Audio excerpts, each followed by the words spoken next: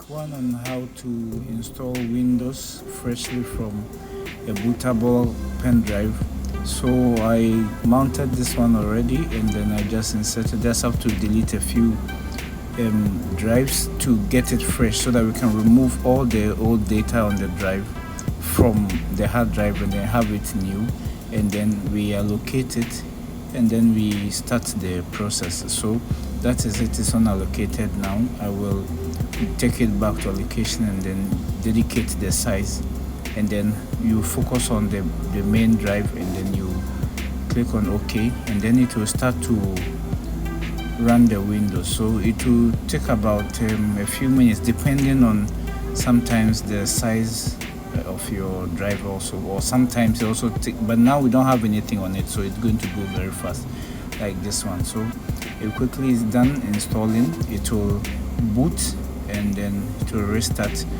Whilst you make it, you always have to check that your laptop is connected to power, so that you don't have to, because you don't have to lose anything, because it's going to restart itself severally until it gets to the Windows home screen, and then we are done with the installation. So this is it running at the background, going through series of restarts. You can see the screen, it comes on and goes off like that.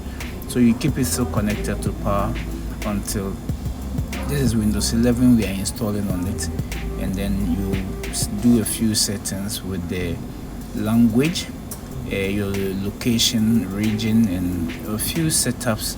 You put a little here, a little there, and then that's it. You are good to go. So my little tech advice for you when you buy a new laptop is to make sure you reinstall Windows on it, because some of them comes with a few settings from the factory, and sometimes some manufacturers also, and companies or product owners try to sell products to the companies to be able to install some antiviruses or some kind of thing that slows the system.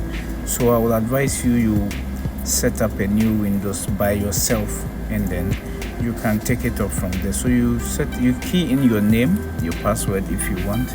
If you have a Microsoft account, you can do it, but I prefer not connecting it to the internet. If you have that option as a skip, if it comes, choose that one and skip. Don't connect it to the internet the first time, but if it doesn't have it, just connect it, and then you make sure you install a few things, and then you boot it to the screen. So it will go to the Windows home screen, and then you restart first. From there you connect it to the Wi-Fi and update the Windows and the drivers.